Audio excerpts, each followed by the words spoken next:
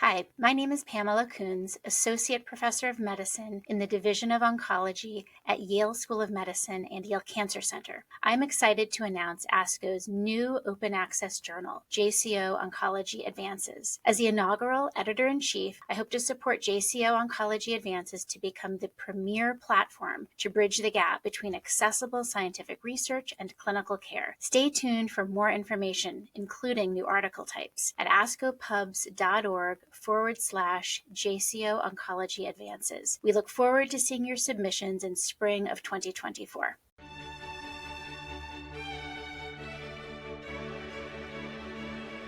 This JCO podcast provides observations and commentary on the JCO article, Dose-Adjusted EPOCH-R compared to R-CHOP as frontline therapy for diffuse large B-cell lymphoma, clinical outcomes of the Phase 3 intergroup trial CALGB 50303 by Bartlett et al. My name is Patrick Stiff, and I am Division Director of Hematology Oncology at Loyola University Stritch School of Medicine in Maywood, Illinois. My oncologic specialty is hematologic malignancies and stem cell transplantation. CHOP has remained the chemotherapy backbone of choice for the treatment of diffuse aggressive non-Hodgkin's lymphoma since the 4-arm randomized SWOG study was performed 25 years ago. Since then, only the addition of rituximab has improved patients' outcome. Investigators have tried to improve outcomes by employing other strategies like increasing dose intensity, shortening the interval between cycles, adding newer agents, changing the method of administration, and adding transplantation, but none have clearly demonstrated a survival advantage.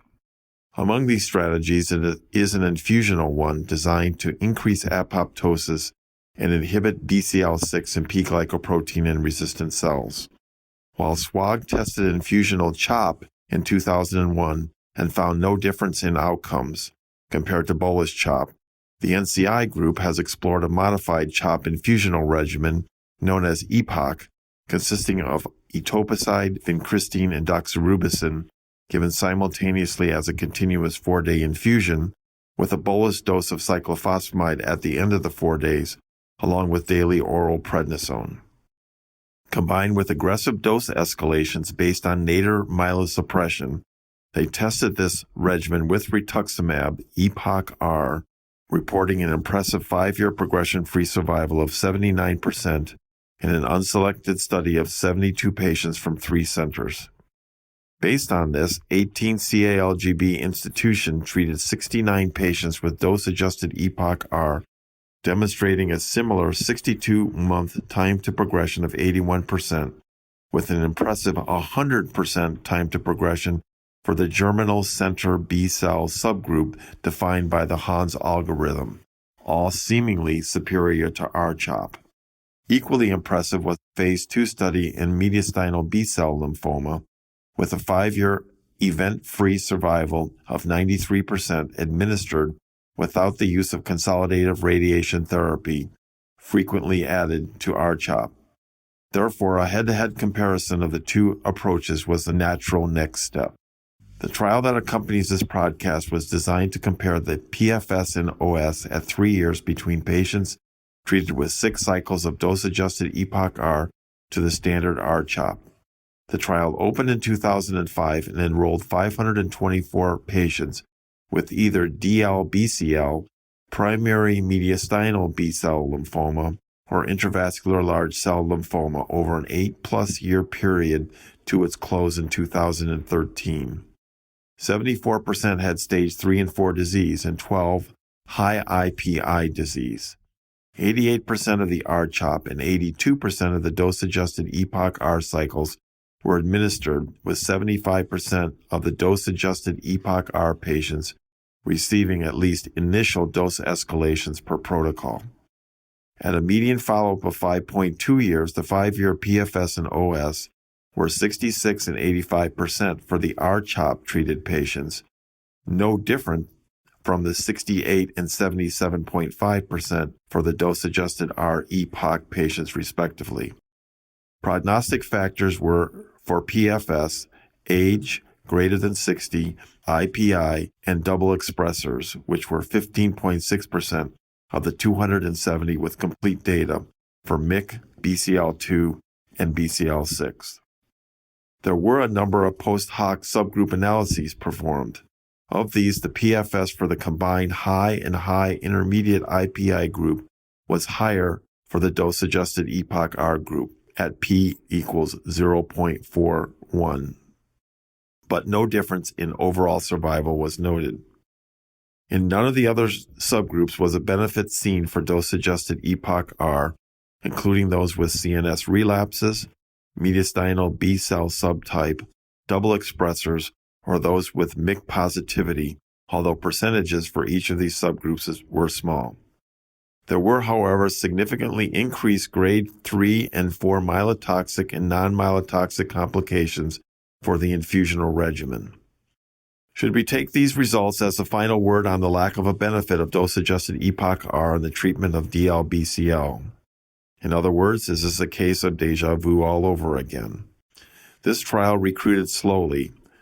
At 524 patients over more than 8 years, it represents an estimate less than 5% of U.S. eligible patients enrolling. The reasons seem obvious. Encouraging enrollment on a trial comparing a familiar outpatient regimen administered over hours versus a 4+ day inpatient regimen was at best difficult. Recall also that this trial took place during the Great Recession, with patients and families fearful of losing their jobs dealing with an inpatient regimen. Slow accrual, however, in and of itself should not have impacted outcome. But these were not an unselected NHL group, as the authors did conclude. First, by design, all who had an ECOG performance status greater than 2, which was 20% of the phase 2 study, were excluded. Second, there was a requirement for submission of fresh or frozen material, including a second biopsy if needed, thereby likely eliminating mostly patients with rapidly progressing disease.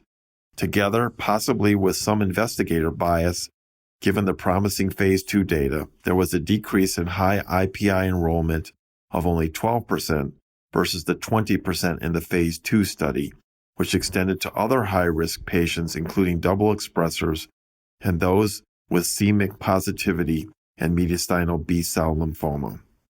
Combined, these led to a 3-year progression-free survival for R-CHOP of 72%, or 17% better than the planned outcome.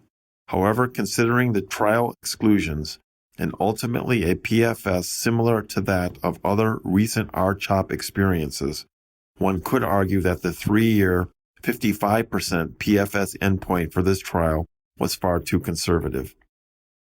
While the R-CHOP PFS was 17% better than planned, the dose-adjusted EPOCH-R 5-year PFS was 7% worse than expected and worse than the phase 2 results, which is difficult to explain considering the earlier studies in which the more favorable patients actually did better. A lower administered dose intensity compared to prior studies was not apparent, as the incidence of grade 3 and 4 febrile neutropenia and neurotoxicity were similar to the phase 2 trial. However, 82% versus 91% of those in the phase 2 study completed all dose-adjusted EPOCH-R cycles, with this decrease mostly due to on-treatment deaths and AEs, suggesting that when used in a more real-world setting, this regimen is more toxic than initially seen. Might those also who completed therapy had dose reductions or delays that could have impacted PFS? Finally, this report does not include PFS based on cell of origin, which, for patients with germinal center B cell of origin in the phase 2 study, was 100% at 5 years. Perhaps the germinal B cell percentage was lower than that in the phase 2 studies as well. So what can be concluded about these negative results? The authors conclude that there was a, quote, potential patient selection bias, close quote, at least partially explainable by trial design, and this, quote, may preclude generalizability to specific subgroups, close quote. I would conclude, given the outcome and toxicity data, that for the low and low intermediate IPI patient, R-CHOP remains a treatment of choice. The post-hoc PFS improvement for the high-risk subgroup might argue for dose-adjusted EPOCH-R here, but the lack of an overall survival advantage in this subgroup needs to be acknowledged. However, other compelling phase 2 studies in high-risk subsets, underrepresented here, including double-hit patients, still makes the efficacy of dose-adjusted EPOCH-R in certain circumstances an open question. This concludes this JCO podcast. Thank you for listening. For more original research, editorials, and review articles, please visit us online at jco.org. This production is copyrighted to the American Society of Clinical Oncology. Thank you for listening.